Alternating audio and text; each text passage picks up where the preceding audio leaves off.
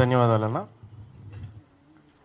వేదిక మీద ఉన్నటువంటి బీసీ కుటుంబ సభ్యులందరికీ, ఇక్కడికి విచ్చేసినటువంటి మీడియా సోదరులందరికీ పేరు పేరున నమస్కారం తెలియజేస్తా ఉన్నా. ముందుగా కాంగ్రెస్ పార్టీ ఇచ్చినటువంటి షోకాజ్ నోటీసును మీకు ప్రదర్శించాలనుకుంటున్నాం. ఎందుకంటే ముట్టిందన్న విషయం తెలవాలి కాబట్టి షోకాజ్ నోటీసు అదే సస్పెన్షన్ ఆర్డర్. ఇది కాంగ్రెస్ పార్టీ మాకు ఇచ్చినటువంటి సస్పెన్షన్ ఆర్డర్. ఇది ఎక్కడ మిస్ కాకూడదని ఫ్రేమ్ కట్టించడం మళ్ళా నలగకూడదనే ఉద్దేశంతో. సో దీంతో ఈ ఫ్రేమ్ తోటే దీంతోటే బీసీలకు రాజ్యాధికారం ఎట్లా రావాలో చూపిస్తాం దీంతో. సో ఈ సస్పెన్షన్ ఆర్డర్ మాకు అందింది. ఇది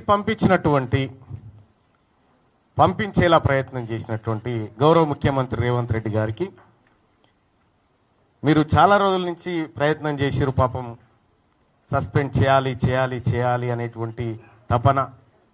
మొన్న కరీంనగర్ మీటింగ్ పోతుంటే కూడా కారు ఎక్కినాక కూడా మళ్ళీ మహేష్ కుమార్ గౌడ్ గారిని రిక్వెస్ట్ చేసి ఈ 1-2 డేస్లో చేయాలన్నా ఎట్లన్నా చేసి అని చెప్పి మీరు తాపత్రయపడుతున్నటువంటి విషయంలో నేను అర్థం చేసుకోగలుగుతా మీ బాధ.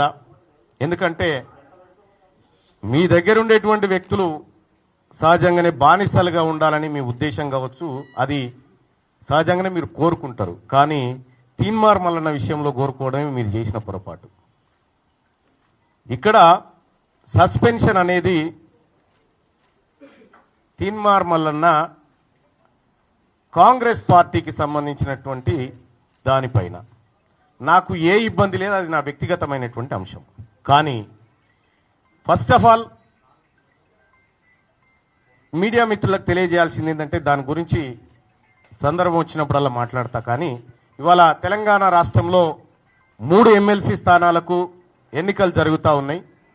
ఈ ఎమ్మెల్సీ ఎన్నికల్లో బీసీ అభ్యర్థులను మరింత